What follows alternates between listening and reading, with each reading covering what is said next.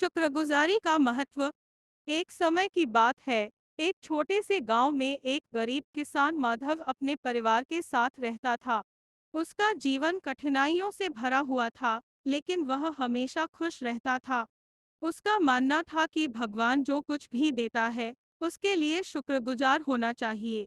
माधव के पास एक छोटा सा खेत था, जिसमें वह मेहनत करके अपनी और अपने परिवार की रोजी रोटी चलाता था। भगवान की कृपा। माधव का खेत बहुत उपजाऊ नहीं था, लेकिन वह जो भी उपजता उसे भगवान का वरदान मानता। एक बार गांव में भारी बारिश हुई और कई किसानों की फसलें बर्बाद हो गई। लेकिन माधव के खेत को बहुत कम नुकसान हुआ।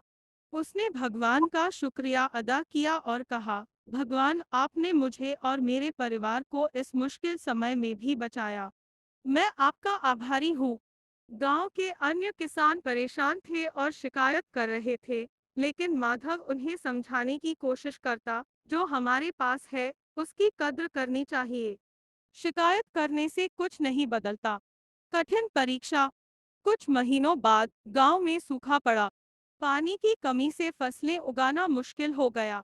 माधव ने अपने पास जो थोड़ा बहुत अनाज बचा था, उसे संभाल कर रखा और अन्य किसानों की भी मदद की।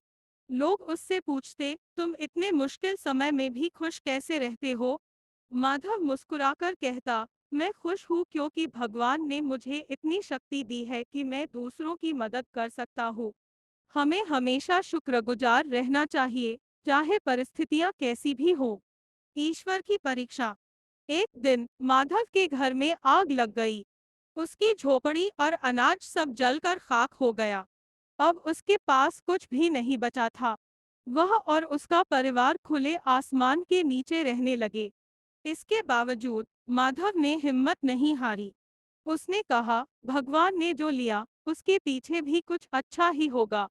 मैं उनका आभारी हूँ कि मेरा परिवार सुरक्षित है। माधव की इस सोच ने गांव के लोगों को चौंका दिया। वे सोचने लगे कि इस व्यक्ति में ऐसी क्या खास बात है जो हर कठिनाई में भी खुश रहता है। परिणाम। माधव की ईमानदारी और शुक्रगुजारी से प्रभावित होकर गांव के लोगों ने मिलकर उसके लिए एक नई झोपड़ी बनाई। उन्होंने उसे अनाज और कपड़े भी दिए। माधव ने सभी का धन्यवाद किया और कहा, आप सब भगवान का भेजा हुआ वरदान हो। आपकी मदद ने मुझे सिखाया कि जब हम दूसरों के लिए आभारी होते हैं, तो भगवान हमारी सहायता जरूर करता है। कुछ समय बाद माधव को एक अमीर व्यापारी ने अपने खेतों की देखभाल के लिए नौकरी पर रख लिया। धीरे धीरे माधव की स्थिति सुधरने लगी। उसने अपनी मेहनत और शुक्रगुजारी से अपनी जिंदगी को फिर से संवार लिया। कहानी से शिक्षा। इस कहानी से हमें यह सीख मिलती है कि जीवन में चाहे कितनी भी कठिनाइयां आए, हमें हमेशा भगवान और अपने आसपास के लोगों के प्रति शुक्रगुजार रहना चाहिए। जब हम अपने पास जो कुछ है उसकी कदर करते हैं और दूसरों की मदद करते हैं, तो जीवन में खुशियां और सफलता अपने आप आ जाती है।